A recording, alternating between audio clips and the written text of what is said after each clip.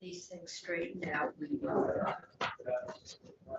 keep going. So this one is S68, an act relating to the deduction for student loan payments. Abby, tell us what this one does. And we made student interest payments deductible up to an income of 125 or up to a certain income level. We made student interest.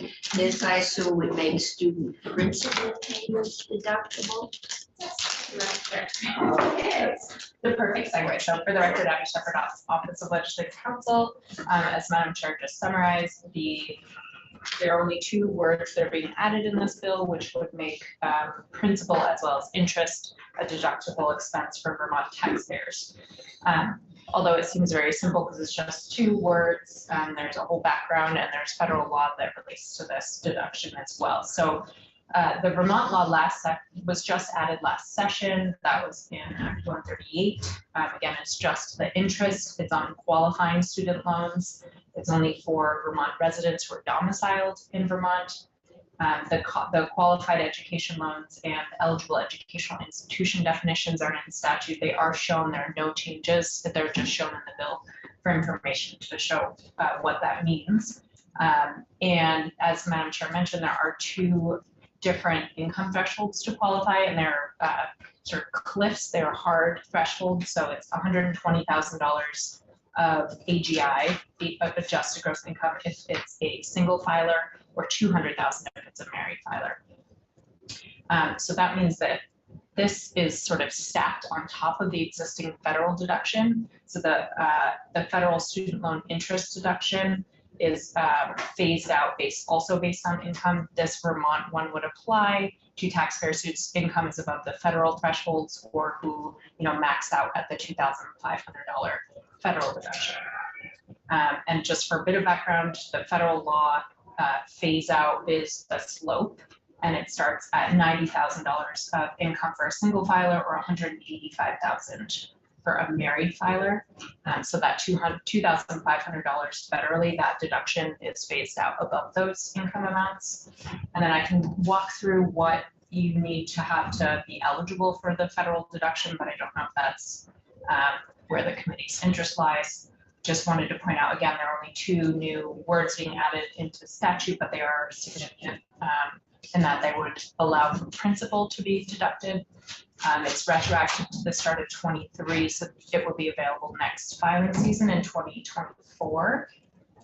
Again, because it is only adding principal, it's still bracketed by the income. So it's still limited to $120,000 for single filers and $200,000 for married. Okay, so I think what we need to do is get a fiscal analysis, because something tells me principal deduction is going to cost a lot more than interest deduction.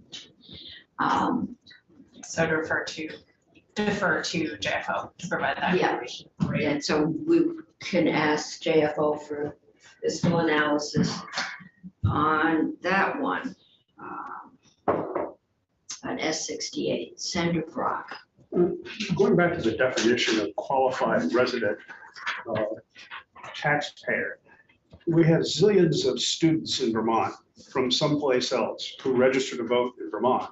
Are they then resident qualified taxpayers for this purpose? If they're being claimed as a dependent of someone else, they would not. And I assume that most students are dependent of someone else when they're in undergraduate studies. If for some reason they, in a given tax year, in order to get this benefit, I'm not sure what the value of the benefit compared to the deduction, could they then in effect file their own tax return and as residents of Vermont take advantage of this? This is for student loans paid, so it's interest and principal. So would it be, yes, so in that case, yes, if they are independents, they're domiciled in the state, then they could, and they're not. Domicile, for many of these students who are resident voters, the domicile is a dormitory in college. So there is a specific statutory definition for domicile for tax purposes, and it's having the intent to make Vermont their permanent abode. So they would need to. Even though they may be registered to vote, that is not sufficient. There's a list of factors that are taken into account. That can be one of them, but that's not the only factor. So it's sort of a preponderance of the evidence. So there may be multiple factors, including driver's license, having a permanent address, or multiple factors. But it could. Well, should can a person be registered to vote in a place and not have any of those factors and therefore not be considered domiciled when they're a voter? Do you not know the answer to that? I suppose it's possible. I could look I mean, into. it's a question that's been asked a lot by people who are concerned by the, in some municipalities by the volume of students voting in Vermont elections and who are spend their summers in another state and they're, et cetera. Do you mind if I just look up the definition of domicile? I don't. Sure. Have it right in front of me, because the tax domicile is very specific. I don't know exactly how it intersects with election law, so I wouldn't want to speak to that, but my understanding is that it's just one of many factors to look at tax domicile. While she's looking that up, I want to understand, and I believe this is correct, and Matt, you're so intelligent, so you can look that up while also sort of listening to me in the background. This just is the principal paid that year. It's not like they get to deduct the principal that they owe, the entire amount of their loan every year. And it would be deduction, so they would have to be residents to owe Vermont income, or they would at least have to have earned income in Vermont. Correct. That's correct. So this would be a deduction, not a refundable credit. So if they didn't earn $2,000 worth of income, they couldn't deduct the full That's correct. payment depending on what it was. And again, this is a deduction, so it's only from income. It's not like a credit where you're looking at it reducing someone's tax liability below zero. Incentive to stay in Vermont. Because they could only do this if they made Vermont income here. Well, if they made income in Vermont or they were a resident of Vermont. And also- Generally, as you live here 6 months and 1 day or 2 days. So yes, And we do a lot, I mean, this works both ways. You have people that vote here and then go to another warmer climate all winter. You claim this as your residence, you pay Vermont taxes. If you claim that other place as your residence, and it doesn't have an income tax. For retired people where you're not actively earning income, I don't know how it would work with a student. If they went back to their parents' home for 3 months of the year, but lived in Vermont, and they earned income in the other state, they'd earn an income there, they'd have, if they work all summer, then if they're claiming residency in Vermont, they'd have to pay the tax, right, and then claim a credit for paying it to the state of Massachusetts. It'd be very complex, but they couldn't, well, could they? If they earn the income in, no, because they're not paying any money to Vermont. they don't have any Vermont. So they couldn't take the deduction on their, unless they earned Vermont income and lived here at least 6 months of the year. So unless they were in that situation of a student who was a registered voter in Vermont, who's coming back the next semester, and if they paid the tax in Massachusetts, but that the tax in Vermont was actually higher, which every time I've worked in Massachusetts and paid tax in Vermont tax has always been higher. Yeah, You still have to pay something to Vermont, and that would be forgiven, I assume. if you earned income, if you worked while you were going to school here, yeah. Or you work in the summer. We work in the summer, but that would probably be what you paid in Massachusetts. But the difference is what you owe to Vermont. Right. Presumably, if you're following your taxes correctly, you actually owe Vermont more But than you would yeah, Massachusetts. You pay the first amount to Massachusetts, you work there, and then you pay the difference, difference. the excess Okay. here, which again, this bill would resolve it. as far as So, Vermont tax. yeah. But I don't think you could deduct more than the amount of your Vermont, that you owe to Vermont. Yes, so It's a there's, deduction, but it's not a refundable deduction. right, exactly, that's why I was distinguishing between the credit and the deduction. Okay, well, we will ask JFO for I did just analysis. pull up the list of factors, and it is not actually in statute, so this is within the department's administrative rules. So it's within regulation, and this is based on the case law, is my understanding. So factors which may be considered in determining domicile include home address and legal residence listed on federal tax returns, place where the individual is registered to vote, place of vehicle registration, state of drivers for professional license, place of club and organization memberships, place where mail is received. So there are many different factors. Definitely voting registration is one of them. And living, I had a series of emails with the town clerk who knew there were several people in her town who weren't living there most of the time. There is some judgment call for things like military service, or your job might place you overseas for 6 months or 3 months.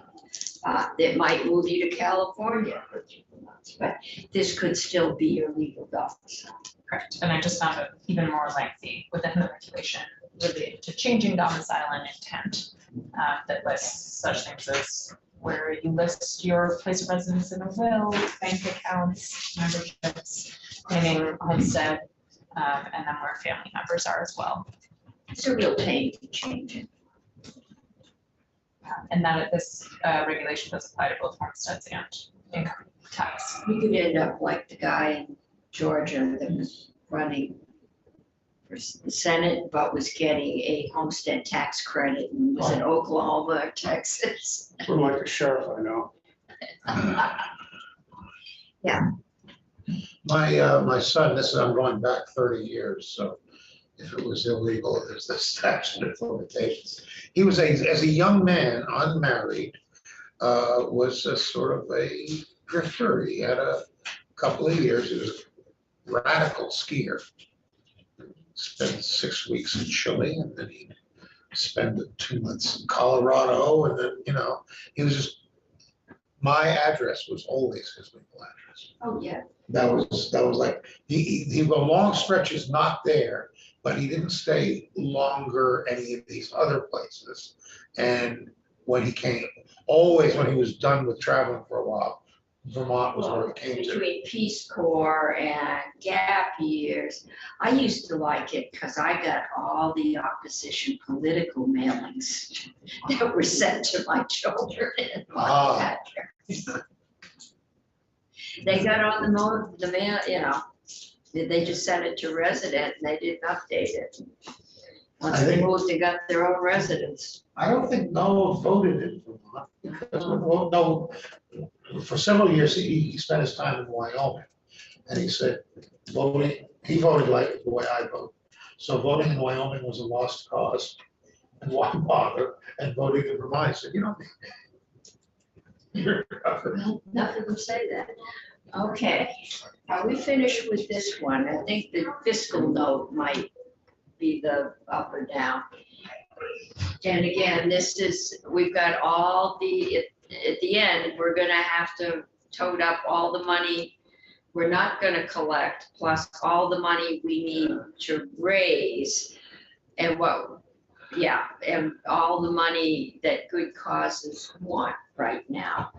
So we're on to the next one. And now I know why I started getting emails this morning.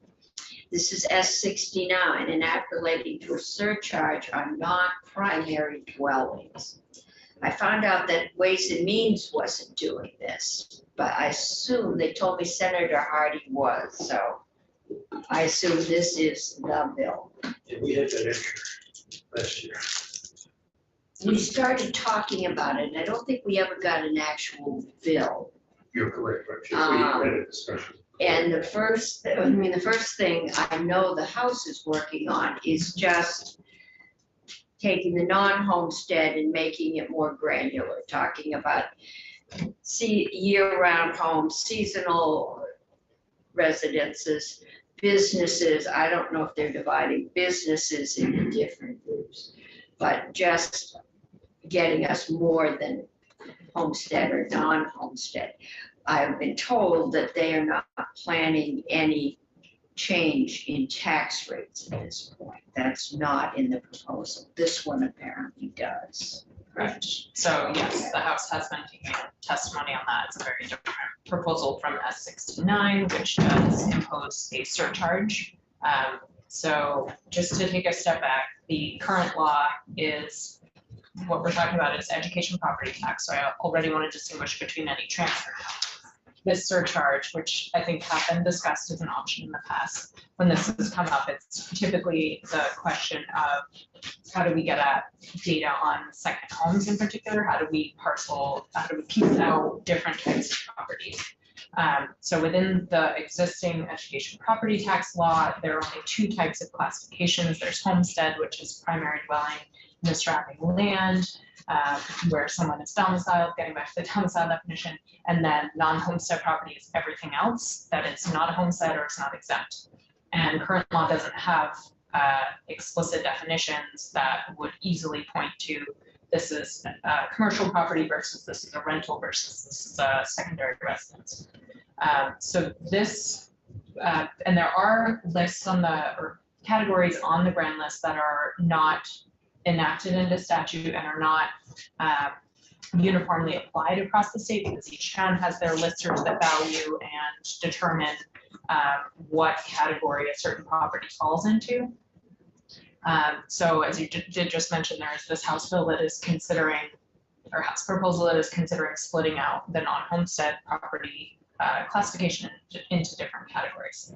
S69 is very specific as to non-primary dwelling. So it would create first a definition of what is a non-primary dwelling, which would be new for Vermont statute. It would also impose a surcharge on those particular properties and send the revenues to the Vermont Housing and Conservation Board, which requires a notwithstanding from the education fund, because otherwise by default that revenue would go to the education fund. So that's the general gist of the language. It's also not an extremely long bill, but it is a lot it's a very compact bill. I did want to highlight a few of the sort of constitutional limits and the way that this bill sort of toes that line. State legislatures do have a lot of discretion to differentiate between different tax classifications, as long as those structures have a rational basis. So that's the equal protection clause test. Similarly situated taxpayers have to be treated equally or similarly. And for a tax to have a rational basis, it can't be imposed arbitrarily or capriciously. There must be conceivable legitimate governmental interest. And another parameter, so there's that. It's not a very high test. It's, it can't be capricious or arbitrary. The other parameter to operate within when creating a new tax like this is that states can't discriminate in favor of their own residents. So you cannot discriminate against citizens of another state or nation. So to avoid that issue, tax treatment needs to apply equally to non-residents and residents. That said, Vermont already distinguishes between non-homestead and homestead, and this particular bill does not target non-Vermont residents. So I just wanted to make that clear. That said, if in some way there were a proposal, that's not what is proposed in S69, if something were specifically targeting non-residents, it would be subject to a constitutional challenge likely. And then in terms of administrative issues to just consider when looking at this bill is that this does not change who would be valuing or categorizing these properties. So that would fall on the town and local officials who you might want to hear from their capacity to have a new category and a new tax because towns do collect on behalf of the state. Another concern would be how to what is the interaction with property owners? Would there be any sort of self-certification? And given that this would be a higher tax burden, would that disincentivize individuals from self-certifying. So there's just a few sort of parameters to consider when looking at this particular bill. And I don't think I mentioned the effective date, so it would take effect in 1 year, so that wouldn't apply to grand lists until they're filed next year, because there wouldn't be time in the next month and a half to have this new tax and structure apply. So it would be a 1 year lag. Would you accept, or would you think that a compelling state interest for possibly taxing second homes at a different rate might be the measurable low vacancy rate, as well as other measurements on the lack of housing stock in Vermont? I can say, I feel like I've said this a couple of times, I'm not a judge, but that, I mean, certainly that seems like a conceivable legitimate governmental interest. Second homes are not only owned by non-residents, so there's also that, as long as it didn't fall only on non-resident owners, you would avoid that discrimination against non-citizens. But you're talking, I'm sorry, you were talking more about the equal So this protection of would rational basis. tax the hunting camps. No. No, So let me pull up the language. is this, Permanent heating system installation, Okay. year-round usable plumbing, year-round occupancy for use. Categorization, okay, so it's year-round occupancy. weatherized basic amenities or utilities for year-round occupancy. So you could have a really fancy camp that could have been someone's home, and that's different than you're just checking. Somebody could live there and nobody is. Yeah, then it's housing, not. So you get a tax advantage for removing the insulation. Good point. Yeah, It also explicitly Creates other non-advantages. Yeah. You might as well just rent it at that point instead of taking your you insulation. have a camp and you're renting it. Right. So it does exclude any property that's rented or occupied by a resident who is a domicile of the state. So it would Okay. exclude any rentals where. it's What not if, short-term, all right, but long. but, okay, so if I have a summer-only camp, I have several, I rent them out, short-term occupancy. That would, We get a time, I'm gonna pay a second home tax. if it has basic amenities or utilities for year-round occupancy or use, it would be subject, because you're not renting it to someone as their domicile. Okay, but if it doesn't have weatherization, It would not be it subject would to this not measure. be. And that wouldn't be discriminatory, considering that not too many Vermonters have mega camps, that a lot of them are seasonal, but also highly valuable on a lake rental. So if I'm renting out my garage on the weekends in ski season, because I've insulated it, I'm gonna be taxed. But you're renting it. Yeah, but if I've got an uninsulated camp on Lake Champlain and I rent it in the summer, I'm not gonna be taxed because it is not capable of year-round residency. As opposed to the garage.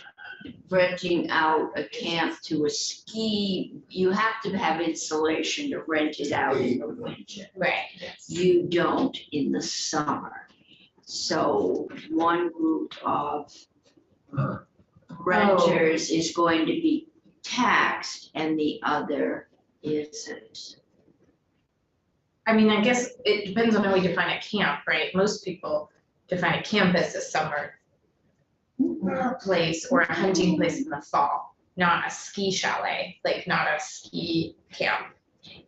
Well, I don't know that we can discriminate against different kinds of camps. No, but it's not it's not discriminating against different types of people necessarily. It's just, Different uses. yeah, different uses. If getting at the providing housing conceivable Right. financial interest, that would fall into, I think that would line up with Is that anybody interest. else- If it were The discrimination comes in when there's a suspect class, like a non-renter. I mean, I'm just looking at the emails I got today.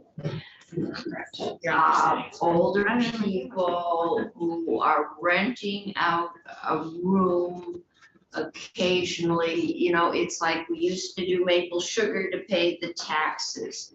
These are people who are renting out. One guy is totally disabled. He rents out his garage attic on Airbnb to pay the taxes or pay. These are not all mega. Right.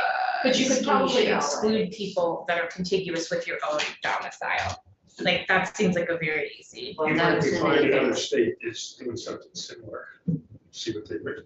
That's true. Yeah, I'm sure there's other exemptions that could be made to make sure if someone's renting something pertinent to their house, that isn't counted as a This would be all your non-primary. ADLs.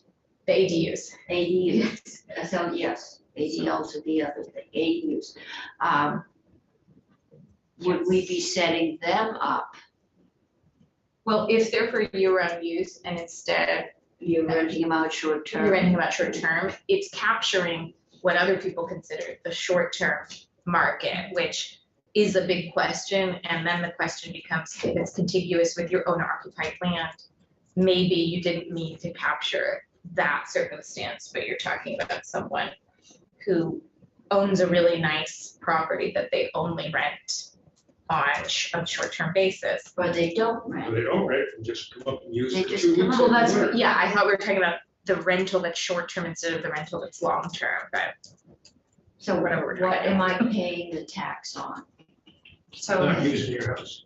No, what is the value that I'm paying on? Is it based on the fact that I have a house that I don't occupy for how long? Or is it based on the fact that I might rent it out? Is it just the fact that I own the house and it's suitable for year round and I don't use it? What are you taxing empty warehouse at? Almost nothing. The way it is drafted currently, it would apply to short-term rentals, including a short-term rental that's contiguous or part of someone's home. Because under current law, a homestead dwelling that uses any portion as a rental is automatically considered non-homestead. So if you wanted to exempt the person who is renting part of their home on Airbnb, you could carve that out from this, but the way it's drafted now, that applies. If I happen to Surcharge. But if it's applies. rented at all, it is, if it's rented at all, then I lose my homestead exemption. For that for short. For that portion, okay, yeah, that, all right, then that's like the Airbnb, not the Airbnbs, the bed and breakfast, the old real bed and breakfast. That get very complicated as to what part of the domicile was the business and what part, and they could only deduct, in some cases, their bedroom, because every other room in the house was used as part of it. I'm confused. When you own the property, if you don't live in it, you're paying taxes on it as non-residential property. You're already paying You're tax. paying taxes, and this is going to put, So what is this tax on? it puts an additional, this is a Back. surcharge if it's also not rented or occupied by a resident for a significant portion of the year. So if you own this house and nobody lives in it for 9 And months, someone could. and someone could, you pay a surcharge. If you rent it out to someone for 6 months, you don't pay the surcharge.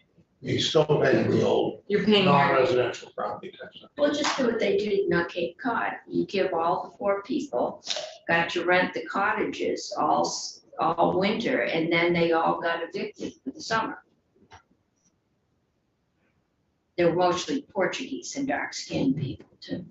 Well, also I know down in Cape Cod, maybe not rich, but very affluent, comfortable homeowners often move out of their own homes in the summer.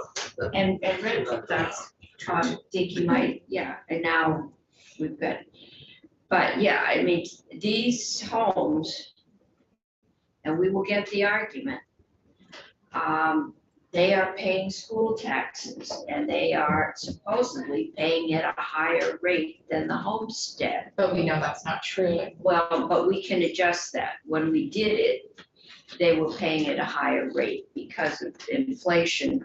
We just haven't had the internal fortitude to relook at those rates. But they are, according to the original setup, paying a higher property tax, which funds education from which they get no benefit, which will be the argument against doing this. They are already paying for your schools. You do use your roads, the 3 months of the year you're there, and you might use the police, but the big expense is the schools. And I'm sure somebody will have their accountant figure out what percentage of the state's education fund they Right. pay. And again, this is specifically about housing that's taken off the market for, say, 9 months Yes. of the year as a different question around, could you rent it? Could you have it be occupied rather than pay for the privilege of having empty housing that is, you know, using, that in and of itself is using infrastructure for the state to exist?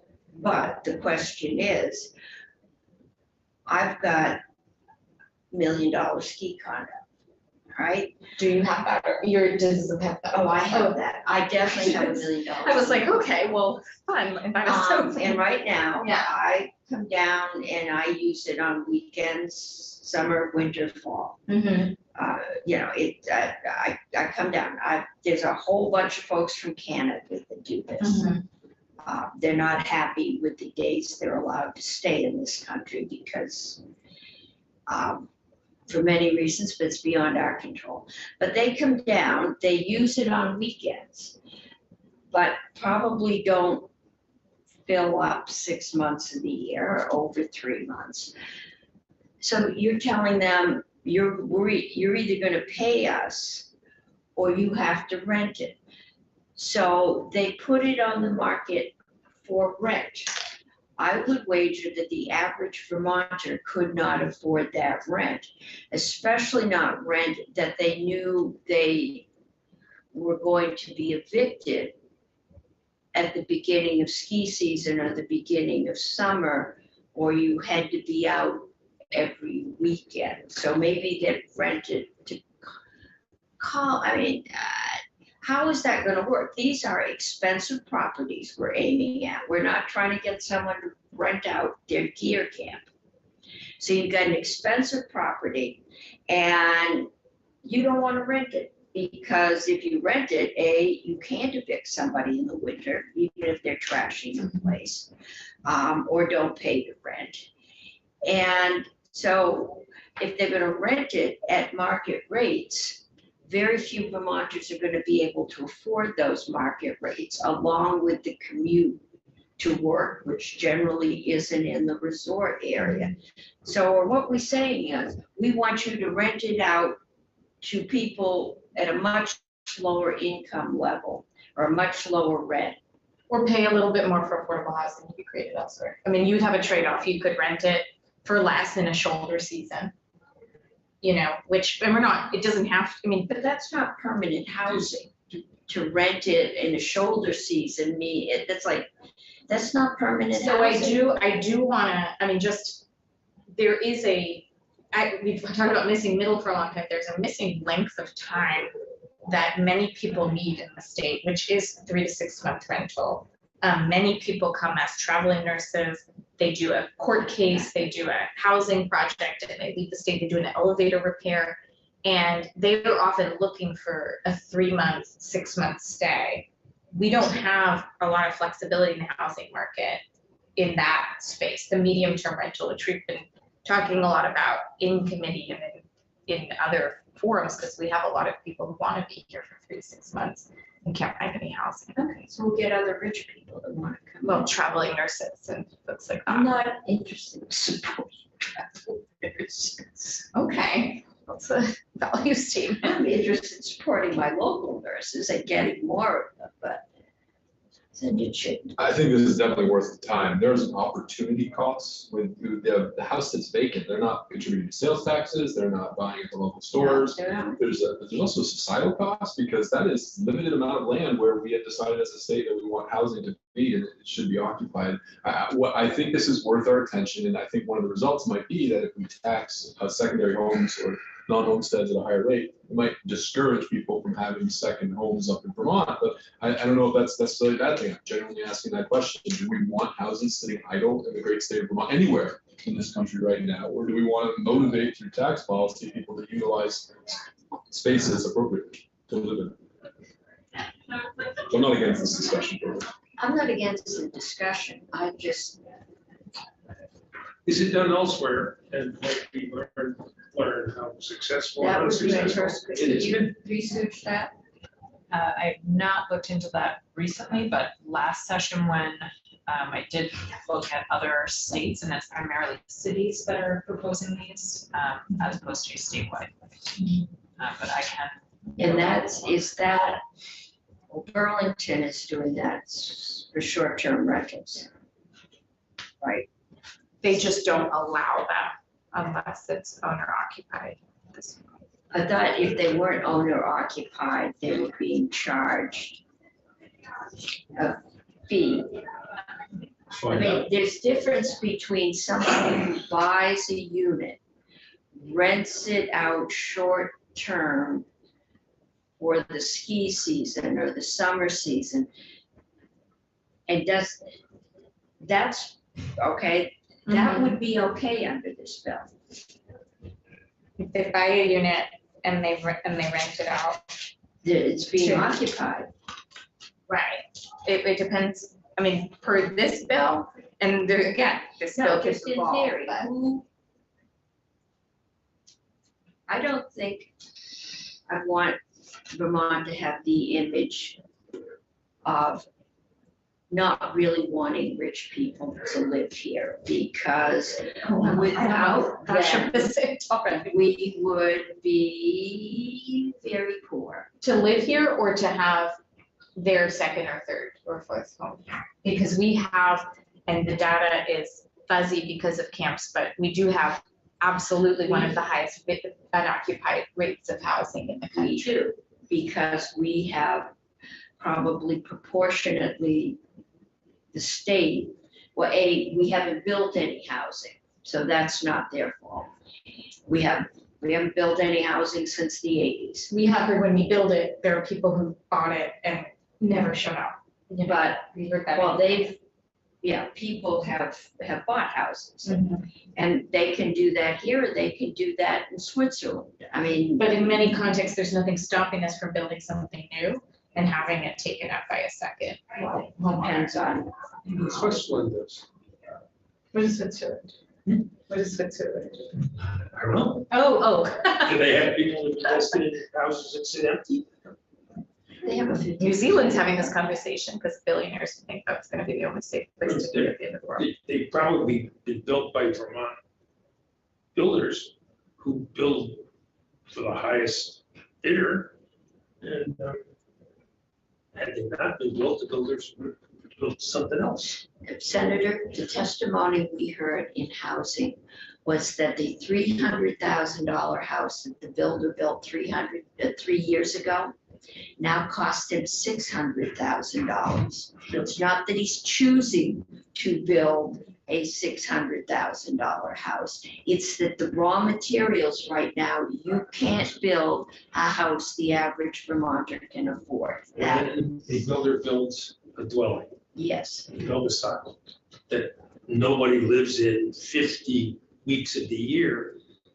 That work has been housing wise for naught. As opposed to them building something that someone who's a resident is living in. And rich people, which I definitely want rich people to come to Vermont, and so they're doing an economic calculus. And they have determined that it's cheaper for them to buy a house, let it sit idle, than to just rent a really nice place that's available at a higher price during certain times of the year. So what we're talking about here is changing that calculus, and if the calculus is different, I think they're still gonna come to Vermont, because Vermont's one of the best places in the world to visit. Are you They talking just don't need, Yeah, right. they just don't need to own a home. that sits That's at idle 17. for a long period of time. Well, during the Tom Salmon administration, it was said, the governor, Salmon said, you know, come to Vermont and then go home. Was like a slogan. I like where the affluent meets the affluent. Yeah. That bumper sticker got taken back. That's killing. I was kind of Danziger. Yeah, I mean, Last thing I'll say. yeah, no, I think it's in the messaging. And the messaging frequently is, we are really jealous that you have money. A lot of these renters are from Canada. A lot of them come down as often as they are allowed to when they are limited. There is a risk at renting out your house. You have a nice house, you have nice furnishings, you rent it out.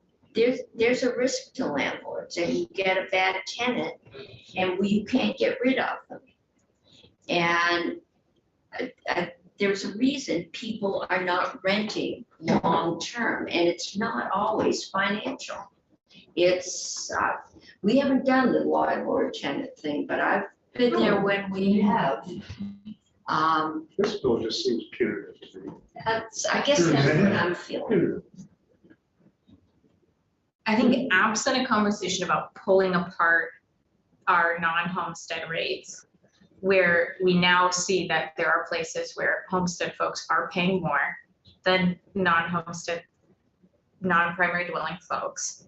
Sure, this, you know, if we're having that conversation, great. I'm not going to push this specific idea if we're having that conversation. At the same time, if we say you're a second homeowner and you're getting taxed as such, no matter if you rent it or not, I think that's a worthy question for the committee. What if we are instead incentivizing people to rent for 6 months of the year so that there is even transitional housing stock? A lot of those 6-month renters are also people who land here and try to find a permanent place to live and get a job. Just like we heard, there are people in motels for 6 months waiting to get permanent housing. 6-month housing stock has value on the market, and there's currently very little of it available, and we'd be incentivizing that rather than just saying we're not treating you differently, whether you rent out your large home sitting here been built by local people, or we're incentivizing you to rent it instead. I think it's the punitive thing that bothers me. It's the tone of Message it sends is just the specific tone wrong. of the discussion. And I think a lot of people who have property, who would even consider renting it, just given where we are with things like eviction and landlord-tenant law, it's very discouraging. People, a lot of people simply don't want the hassle of rental property and the risk. That might be- You're also consuming home builders. it might And motivate materials. them. No, I mean, Yeah, there are home exactly. builders around there. Yeah. They get to, these people get to the head of the line, Yeah, get that's to true. have the home builders build the homes that the owners plan to have no one live in. Okay, To your point, Just how many of those are there? My son, who was a carpenter, when he lived in Jackson Hole, he said, I build, what was it called, 2x2x10. It was 2 people, 2 weeks a year, 10,000 square feet. That's the typical work for a carpenter in in that Rich. area. Mhm. That's very rich. Cost I of would- homes is one of the reasons that folks don't have it. Materials is another. The cost of the construction is one, materials is another. Okay. What I want to look at as we work our way through this, because there is another bill coming from the House, which will differentiate, Right. all right? The other thing we need to look at, that we have been afraid to look at, is that when we did the value, and Senator McDonald, you were here, when we separated out the non-homestead and because the complaint we got was, we're businesses, we're not town residents. We can't vote on the school or the town budget, but we're paying for it. So we divided it out. The property tax resident is based on the school budget. we set a rate which at that point was slightly above the local rate. But when we did it, and this was what, 2006?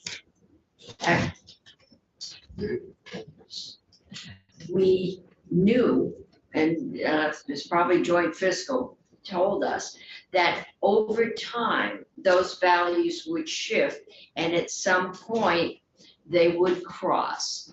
And our reaction was, we'll deal with that when it happens. We haven't. And we haven't. What- And maybe this is the time to look at that. Perhaps. The fallback position that failed in what you've just accurately recounted was that the non-homestead rate would be that average of all the homestead rates in the state that would apply in subsequent years. But we failed to have that happen. That I don't know. What about, instead of Andy was talking about sending the wrong message. I'm sorry, Randy, instead of a stick, we do a carrot, that you pay the residential tax rate. If you're renting it, you're still getting the income from the rental. So you're not, and you're gonna pay taxes on that income. But as far as the property tax on the property, you don't pay the non-residential rate. You If pay- you're renting it, it can become, It's residential.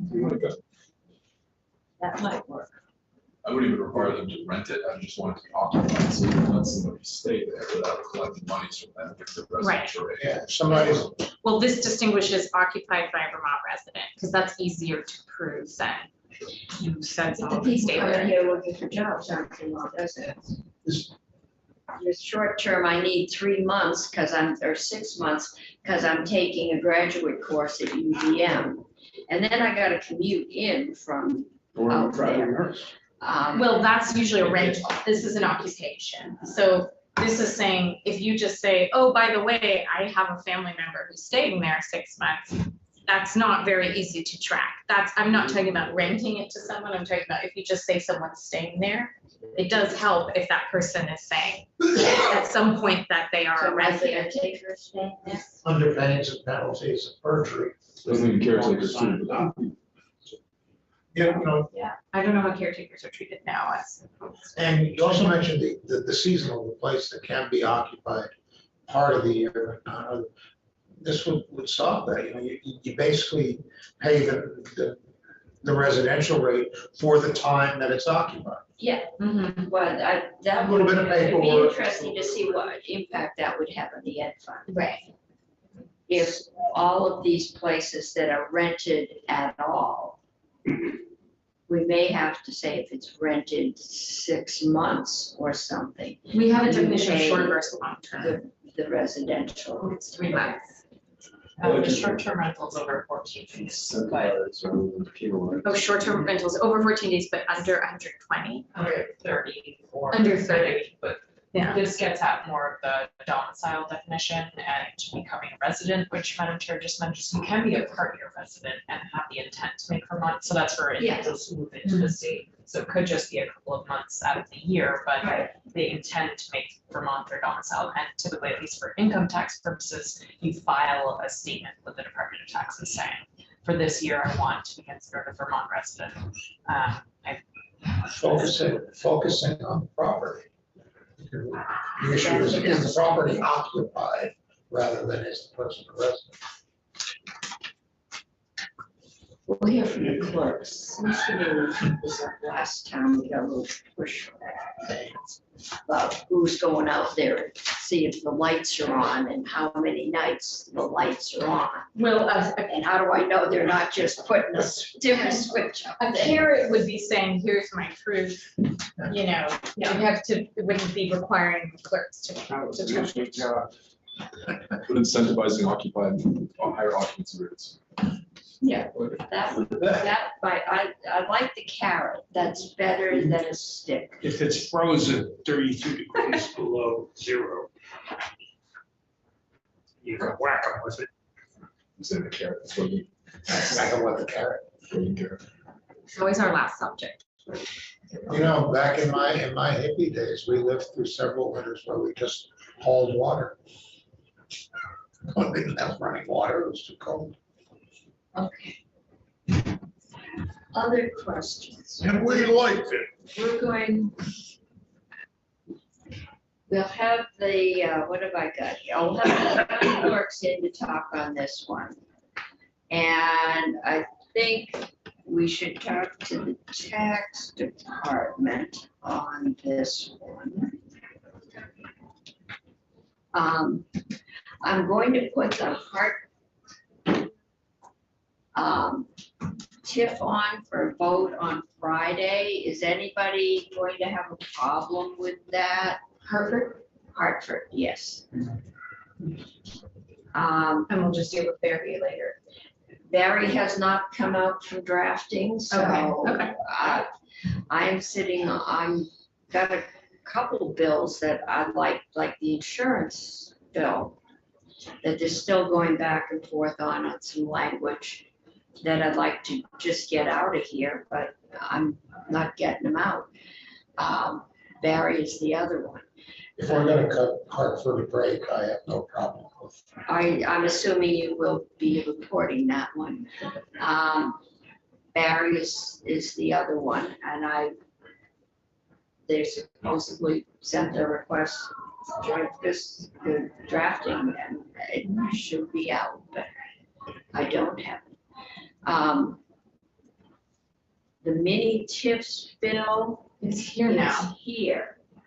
And so we will put that on for next week for a walkthrough. And who should we have in on that? The LCT, it's their top priority. Okay, and ACCD. And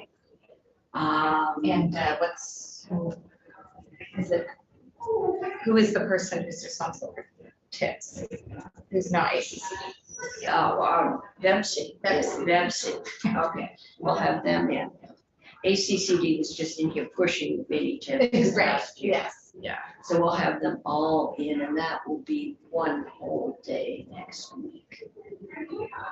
Okay. All right.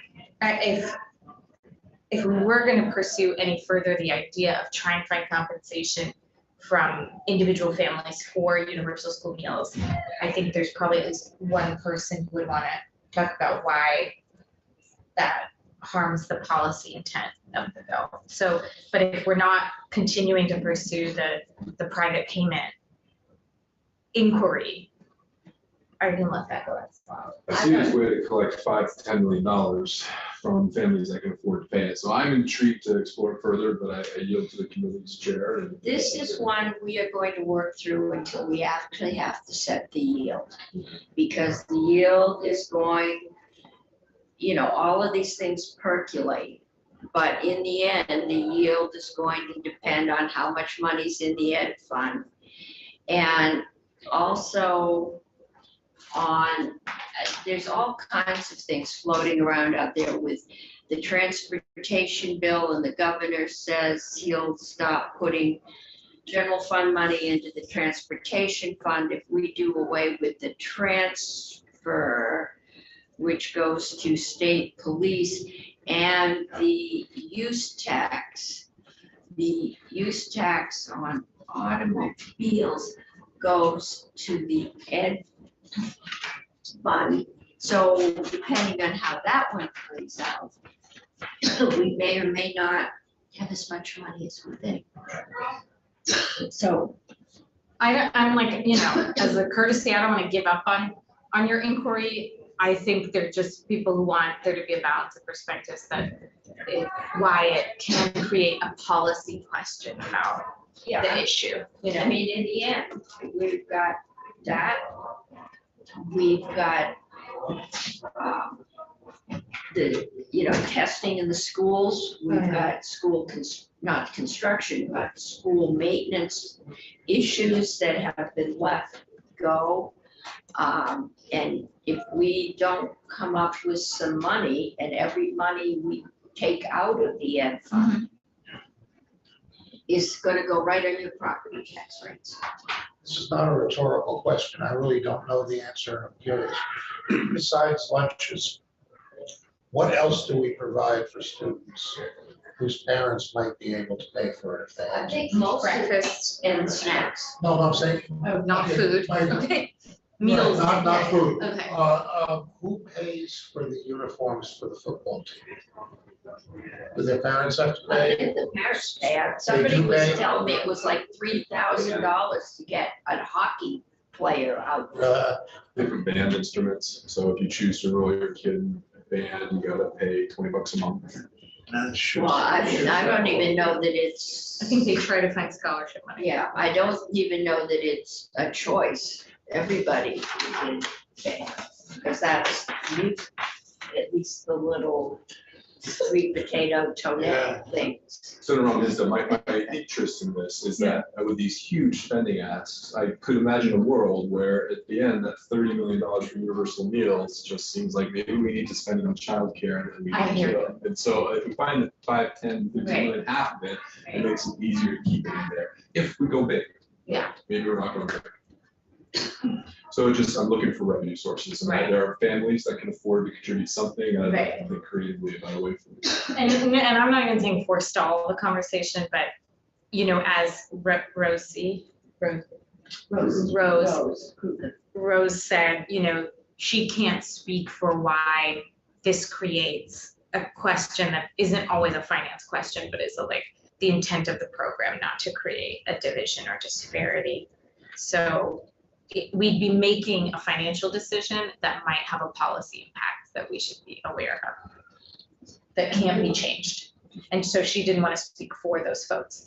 Those folks would be willing to test. Or we could just not fund it. I mean, it was that we were told that they were gonna do this big push. Now we're told that there's a Medicaid, they'll use the state Medicaid information. I'm not sure that HIP is gonna let that come out.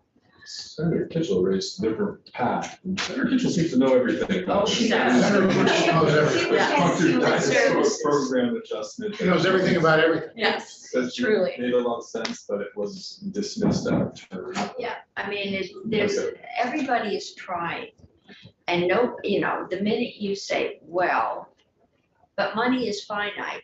And the people of Vermont do not want to pay a 50% income tax, which is what countries that get the benefits we want pay. And so we are just fudging around the edges, and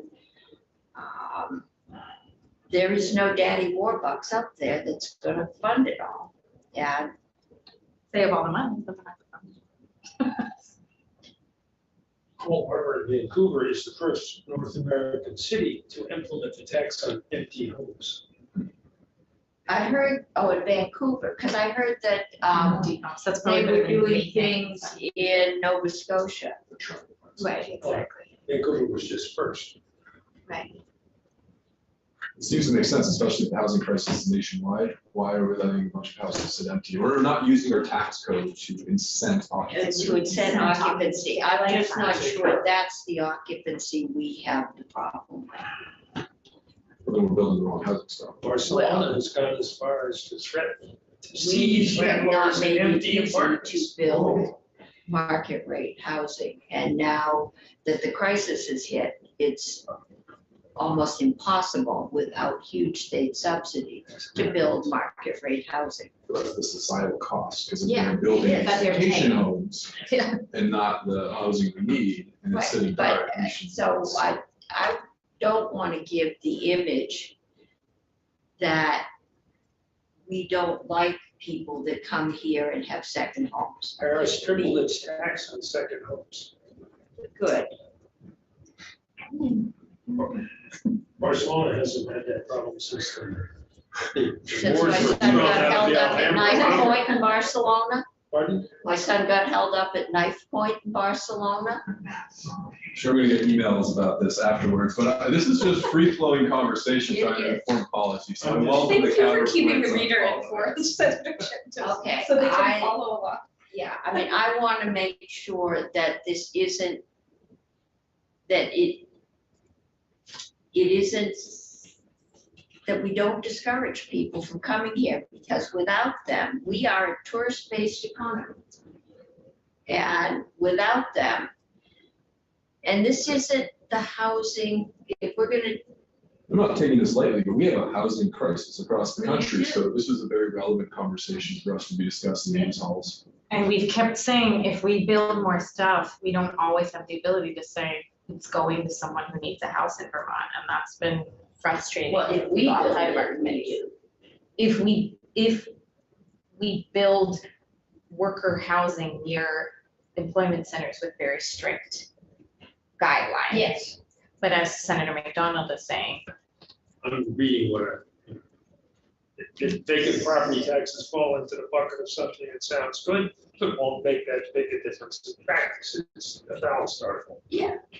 whose article is it? Whose article?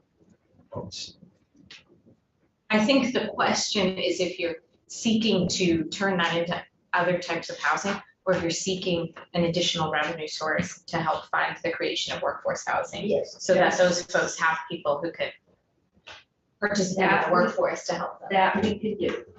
Just remember that they are already significantly contributing to your school in the state.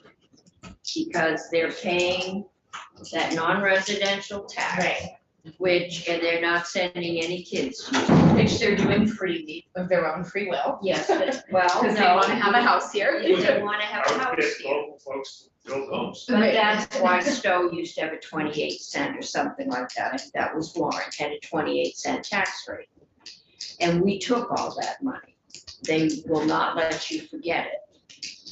Oh, When we did Act, yeah, when we did Act 60. oh, I see, yeah. And we equalized Right, that. right.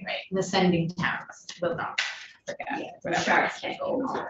But they are, and I'm sure we can break out Mhm. the amount of money that is going, the percentage in the ed fund, for which they are getting, well, I guess they get well-educated That's right. caretakers. Yes. But, And so again, that's not saying it goes to housing, but changing the rate balance, very open to that, plus an incentive if you rent your house.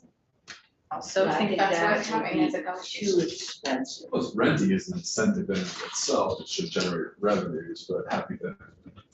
I'm just gonna rent the house to cover the extra cost. And I'm gonna rent it to a fellow Canadian who wants to come down here. Some people will hire folks to live in the house to avoid that. Yeah, right. Like some insurance companies. Which, require that's a job, someone- and housing, so. Well, actually, they don't, they cancel your insurance if your house is vacant for more than 3 months. Most insurance companies do not cover you. So, which is why people are hired to live in houses. But mission accomplished, we're then creating more greater occupancy, housing people, which is supply and demand, Well, apparently it hasn't worked because, motivated enough of it. I mean, do we know? I mean, do we know how many of these, and what are we gonna do about the Canadians who aren't allowed to be here? Canadians want to. The Canadians only are allowed to be here, I forget how many days a year. Their gripe is if they drive down at 10 o'clock at night after work, that's 1 day. If they stay and drive back at 5 o'clock on Monday morning, so they actually get 2 days at their unit, they are counted as 4 days of their legal occupancy in the United States. How many legal days do they get here? It's only something like, I don't know, do you know, Randy? But it is to, without a green card, that you can only be here, it's not 6 months. You could always, I mean, again, you could either modify this bill to deal with all of these situations and say you could set the time frame so it doesn't I hurt think they'll Canadians. pay it, but Right, if, or you could have them pay a surcharge, yeah. you know, it's the attitude. I think most people will understand and will do what they can, and they have enough disposable income. Right. It's when the attitude we project is, you've got it and we're gonna take it. Then Right. you get a very And different For the reaction. record, that is not my attitude, that's not my intent. I think many more people are coming here and seeing the impact of more open jobs. They're feeling the impact of, oh, my favorite local haunts are closed more often.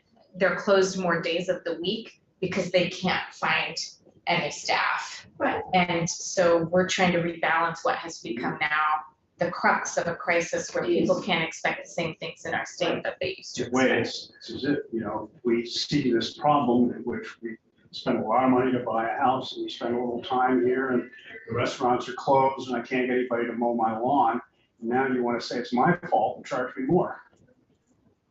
Well, we want to That's- say we want to that's build more the housing. And everyone needs to chip in, and Keep there are coming, we'll make 88 it more towns expensive where for you. homestead payers are paying more than a second home is. It's finding a balance. Don't think you're gonna solve working class housing affordability by imposing these taxes, says a professor of real estate finance at University of British Columbia. But they did impose those Empty taxes. home owning is concentrated at the high end. The analysis of the data, blah, blah, blah, blah, blah. There are other Yes. places where we can, instead of guessing at what the reaction is gonna be, we can. Right. Okay. We're good.